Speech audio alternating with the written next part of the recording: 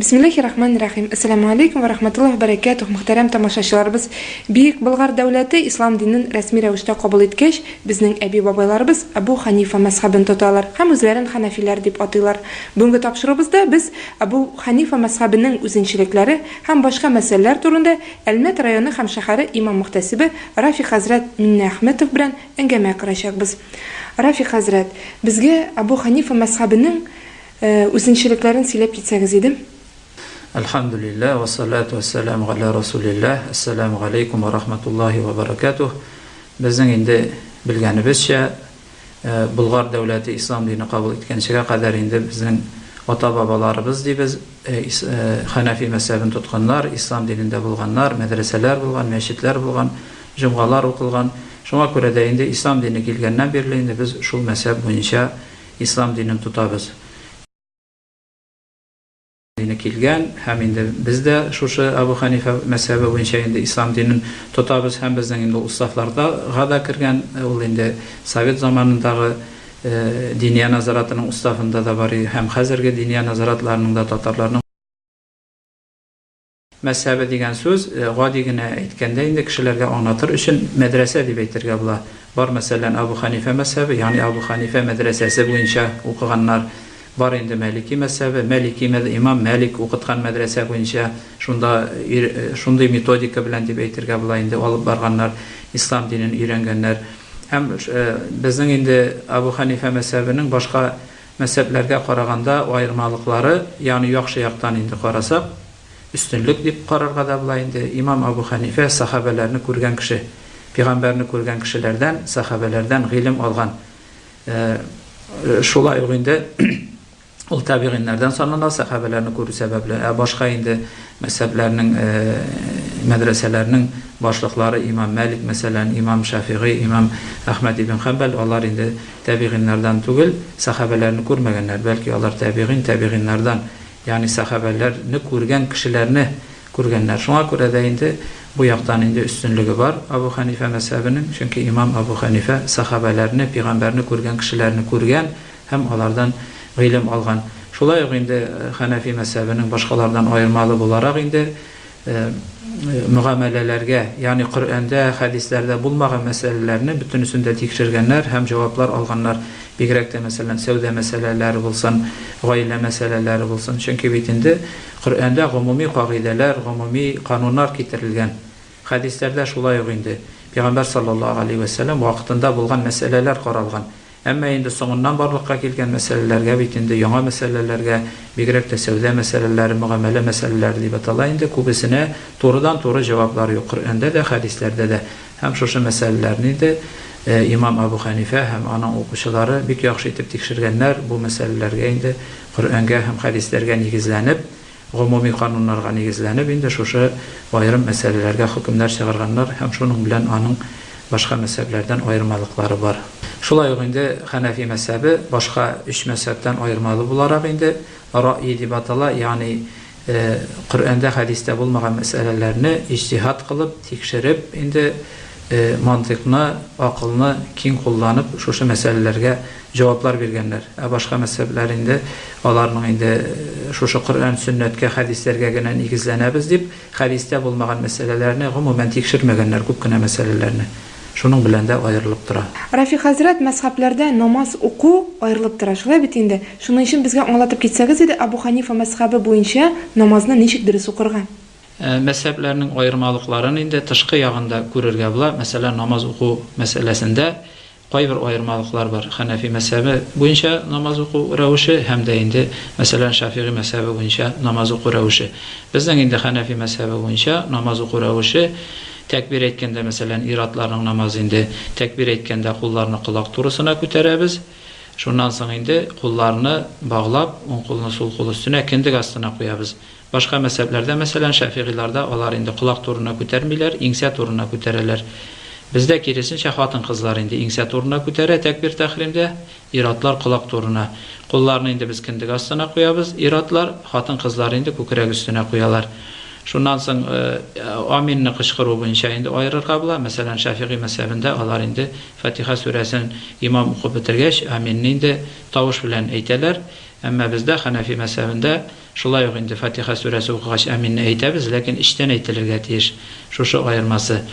Аннан соң инде утырганда шулай ук иратлар инде безнең әттәхиятта утырганда сул аяк өстенә утырабыз, уң аякны бастырып калдырабыз. Әмма башка мәсәпләрдә, мәсәлән Шафигыйдә, алар инде бездә хатын-кызлар утырган кебек ян башка, сул ян башка утыралар. Безнең мәсәптә инде сул ян башка хатын-кызлар утыра. Иратлар инде сул аякны яткырып утыралар да, уң аякны бастырып калдыралар. Шулай ук инде бу тышкы аермалары шушы инде, ягъни кулларны без киндек астына куябыз, тәкбир тәхрим әйткәндә кулак турысына күтәрәбез һәм аминне иштән әйтәбез.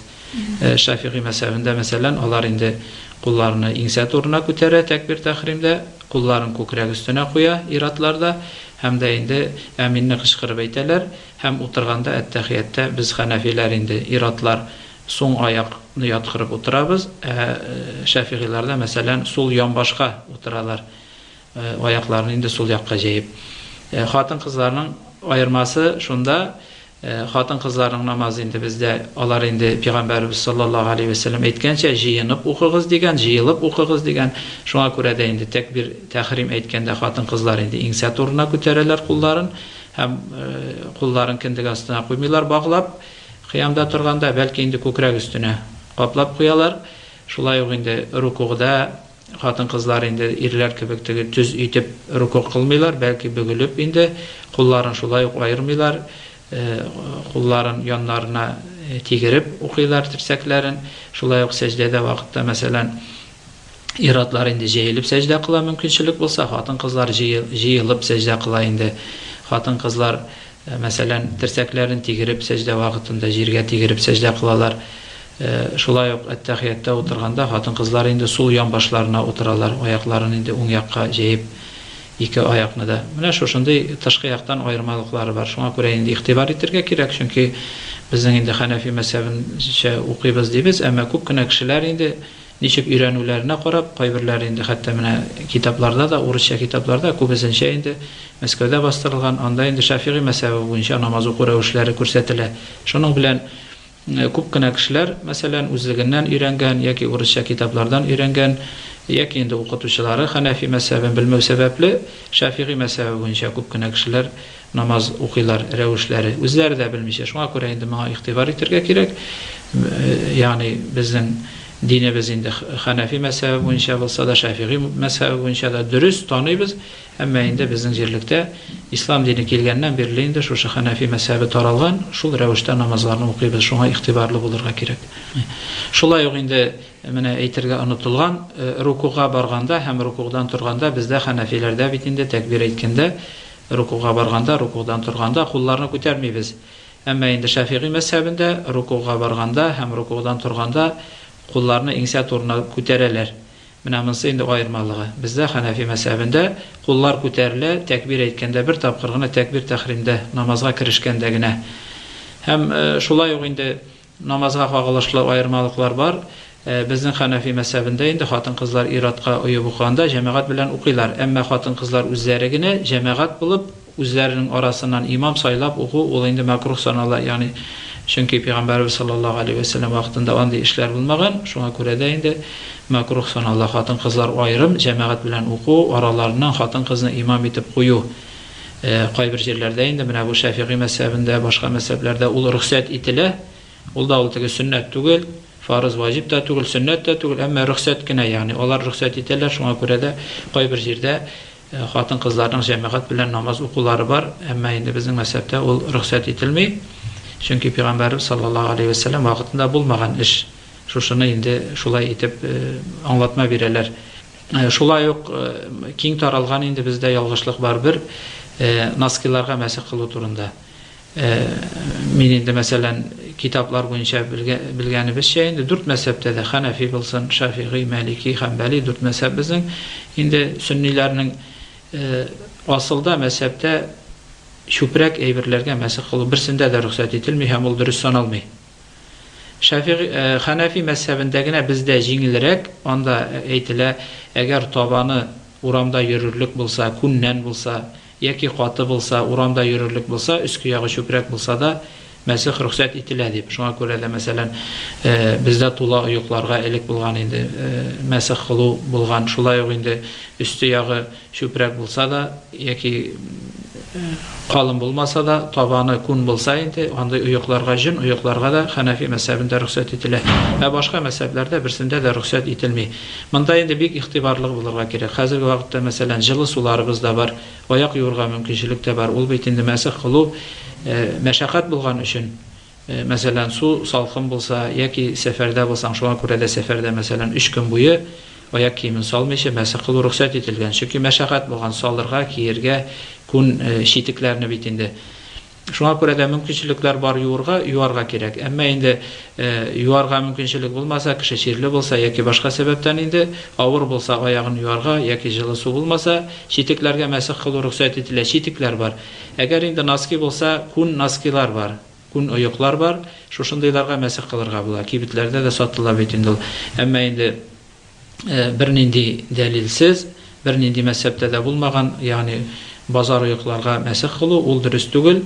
Чөнки бу безнең бит инде тәһарәтебез дөрес булмаса, намазыбыз дөрес түгел. Шуңа күрә кеше яки белмичә, яки белеп тә динебездә булмаган эшне эшләп, мәсәлән, чүпрәк оекларга мәсех кылып, аның намазы дөрес булмаска мөмкин, кабул ителмәскә мөмкин. Әмма инде менә бу базар оекларга мәсех кылу ярый дигән, ягъни бер мәзһәбтә дә юк, әмма кайбер хәзерге заман галимнәре генә фәтва бирәләр. Ягъни бу мәзһәбнең хөкеме буенча рөхсәт ителми, әмма фәтва буенча хәзерге көн галимнәре Ханбали мәзһәбендә кайберләре, алар да барсы түгел. Шулай ук Шафигый мәзһәбендә кайбер бүгенге галимнәр инде рөхсәт итәләр базар оекка да мәсех кылырга. Әмма асыл мәзһәбләрдә берсендә дә юк. Шуңа күрә дә инде мондый эштән сакланырга кирәк. Бездә Ханафи мәзһәбендә бигрәк тә инде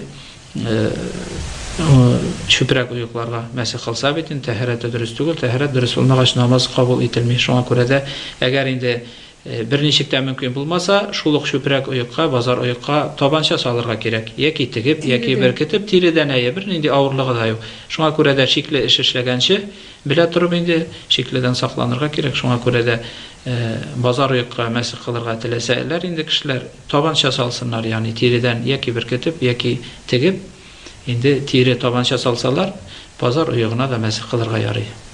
Рафик хәзрәт, безнең әлхәмдүлилләh күзләребез җитте, һәм Аллаһ субханаһу ва тааля быел безгә мул яңгырларын да бирде, мул уңышларын да бирде, һәм менә без ишетеп беләбез, шул уңыштан әле ушыр садакасын да бирергә кирәк. Шулай бит? Менә ушыр садакасына тукталып китсәгез иде. Аллаһ Тәаләнең рәхмәте белән инде уңышлар быел Аллаһка шөкер мул булды. Инде зарланырга урын юк. Аллаһ Тәалә Коръәндә әйтә: "Ва ату хаккаху яума хасадихи." Һәм бирегез хакларын, ягъни уңышларның җыйган көнендә дип безгә гушырны фарыз кылды. Гушыр ул шул ук закат. Ничек акчалардан, маллардан, инде товарлардан, алтын, көмештән закат бирү фарыз булган кебек, мәҗбүри булган кебек, шулай ук үстергән уңышлардан да закатларны бирү фарыз. Һәм ул закат гушыр дип атала. Ягъни исеме генә башка, әмма асылларның шул ук закат фарыз булган, мәҗбүри булган. Һәм Аллаһ Тәалә әйткәнемчә инде ва ату хаккаху яума хасадихи дип, һәм бирегез аның хакын, ягъни гушырын җыйган көнендә дип безгә гушырларны